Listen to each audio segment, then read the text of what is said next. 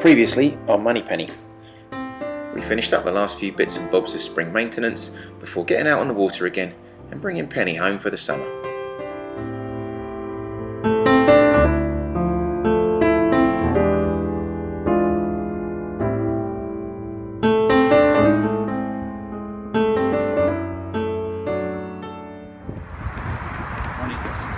Hey, morning Bob. Nice to see you. Thanks for coming down. You're welcome. Hi, I'm Bob Allen. I'm a volunteer with the Coast Guard Auxiliary, and this is a vessel safety check. The purpose being not only make the boat safer for you, but also when you deal with the Coast Guard, they will have the same expectations. They'll have their safety list of items that you have to have on the boat.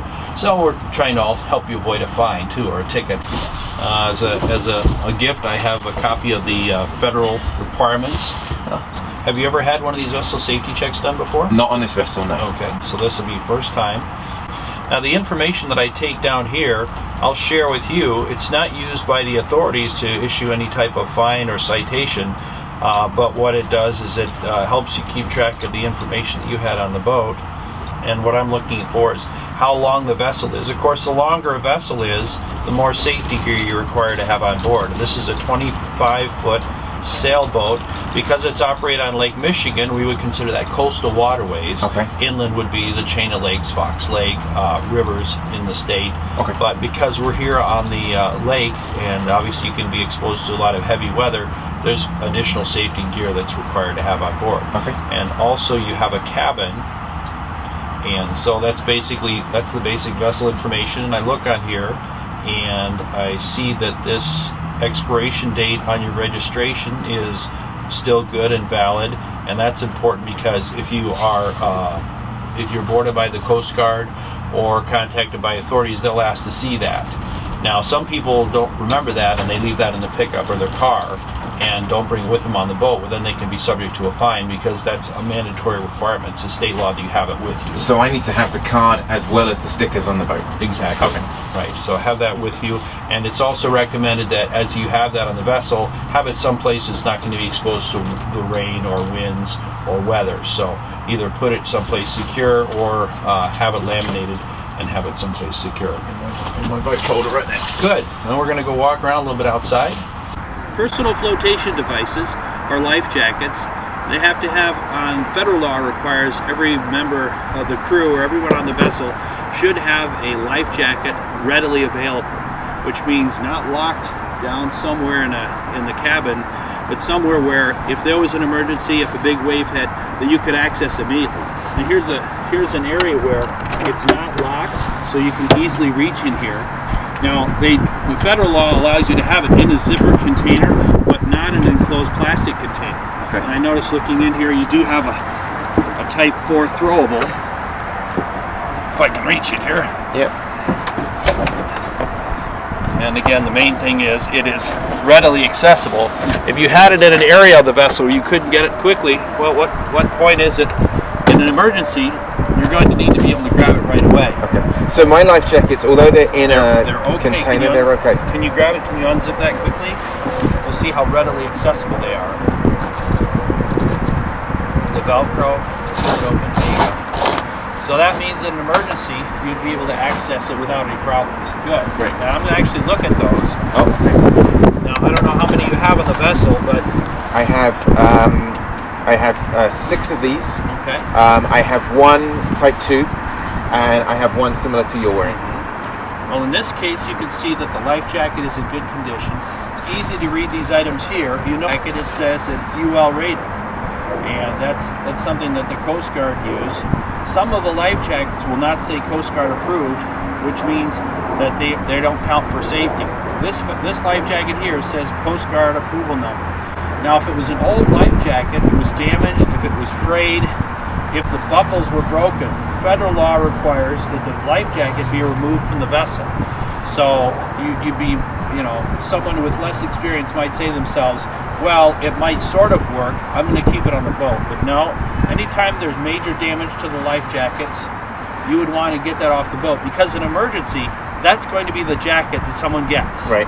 And then that's not what you want to have happen, and that kind of defeats the purpose of having a life jacket on board. And so we're going to look at all the life jackets. Bob then proceeded to check every one of my life jackets in great detail for condition and for all of the correct markings. Good for that. So what's next? Good. Well, and while we were off camera briefly, Justin mentioned he did have a couple of the life jackets. We did a double check on those, and they're in good repair. Next step, visual distress signals. Because your vessel will be operated on Lake Michigan or oceans, the vessel is required to have 3 current flares. These are flares that are not only serviceable, but they're within 39 months of the date of initial manufacture. We're going to go ahead and open this here. Now you have to scan a little bit to find the manufacturer or the expiration date on these. And these say September of 2017. Kind of hard to read.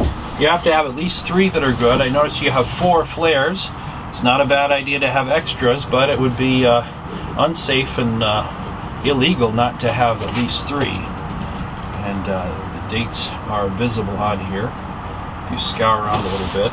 Now let's say you had purchased some new flares and you still had the old flares. Now the old flares could be used in an emergency, and so if they're in good repair, it's not a bad idea to keep them on the boat.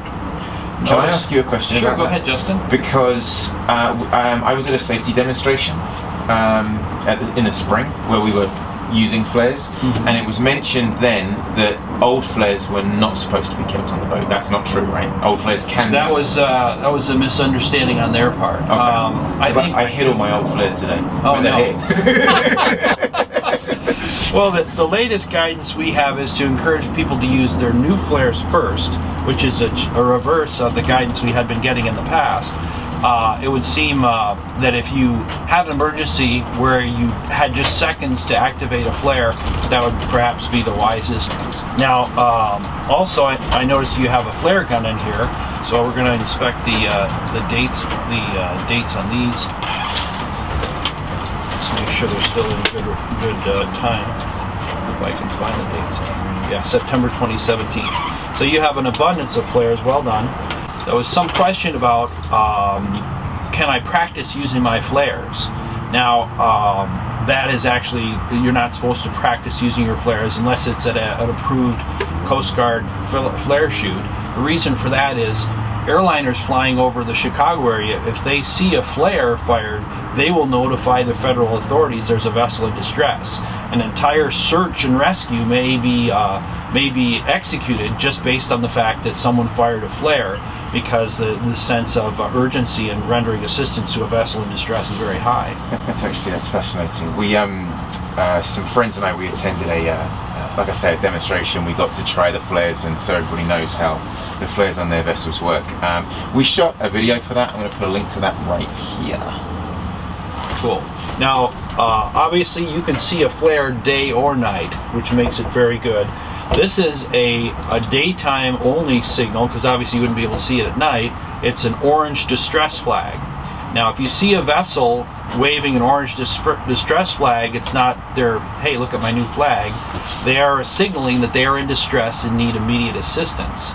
As a mariner in the United States, the federal requirement is you stop and render assistance if you see a vessel in distress, providing you could do so without endangering yourself, your vessel, or your crew. Okay. So, you have all the required visual distress signals on board. Now it's time to move forward and discuss fire extinguishers. This is a mounted fire extinguisher, and what you can do is you can look at the pressure gauge on here.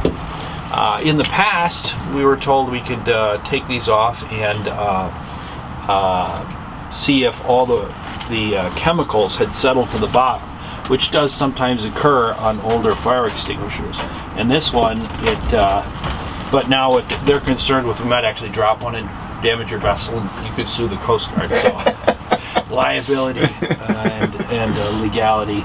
But this one I can see is in the green. Now you have other fire extinguishers on the vessel, just this one? I just have one. Okay. Should I have more? It's recommended to have more than one, but on a vessel of this length, one fire extinguisher is acceptable. Okay. A blower. This vessel also has an engine. Has a diesel engine. It's a diesel engine. Okay, so ventilation would not be required on that type of engine. Okay. As you also do not need backfire flame control because there's no carburetor on the engine, correct? Correct. So that's not required. Next step. We're almost halfway through the mandatory items. Next up, a sound producing device. Do you have a whistle or a horn? I've got. And if it's a one-time only, you got the whistle. I've got a whistle. I've got the whistle. There's also another whistle on the flare packet. I have a small electric noise producer. Excellent. With a little trigger thing there, which I won't let off because it's a bit loud. Very loud. And then I've also got a one-time air horn. It's not a one-time air horn. It's a rechargeable air horn. Wow. Which is I think very good for the environment because I don't have to throw them out. Nice. And so I can refuel this air canister, and that's how it works. Excellent. It's in French. Oh, here it is. Recharges with air. Well done. That's the pump. And on the packet it said it was Coast Guard approved. I never got it checked before, so I'm assuming that this is okay. I believe it is. If it can be heard within, and I haven't heard it, and we're not going to shoot it off today, but most whistles you'll see attached to safety gears are designed so that they can be heard within a half mile. Okay. A whistle, if you'd be willing to blow that whistle just to make sure one of them works, okay, that most likely can be heard within a half mile, or from at least a half mile away. Okay. So that is the federal requirement, as you'll find in your book there. Great. Thank you. Sound producing device. Now, what are the times to go into a little teaching mode here? What are the times when you would want to have a sound producing device? The flippant answer is at the end of the fireworks at Navy Pier, but when you want to attract attention, and when you want, maybe in limited visibility, to announce your process. That's the answer I was looking for. During times of limited visibility, obviously fog, nighttime, and maybe during heavy rain too. Those are times of poor visibility. There are signals which are required, and most mariners here in the United States are not familiar with them. If you were to be passing a vessel on its right side, you would want to sound one prolonged blast. If you were going to pass another vessel on its port side or on its left side, you'd need two prolonged blasts. So what we're looking here, two short blasts. What we're looking for here, though, is as you pass other vessels, let them know that you're there. Most recreational mariners in the United States do not know these rules. Well, and I suppose also you're not only letting them know you're there, but you're kind of indicating your position as well by the way that you sound your device. Right, and in commercial areas, the purpose of those devices on larger vessels is much less maneuverable. Once they commit themselves to passing a vessel to its starboard, if the vessel were to need to be making a starboard turn, that would create a problem. So the larger commercial vessels, you'll hear their tooting their horns, and they are signaling each other, such as if you were in the lead and a vessel was getting ready to pass you off your starboard side, but you were intending to make a turn to the starboard, you would want to signal, no, don't do that. And the signal for don't do that, or not a good idea, or danger is 5 short blasts. 1, 2, 3, 4, 5. And that's supposed to give the other person a sense that, uh-oh, something's wrong here. So don't do that. Okay. Up next on Moneypenny, we carry on working through all of the required features for the vessel safety check, and then at the end of it all, the paperwork comes out.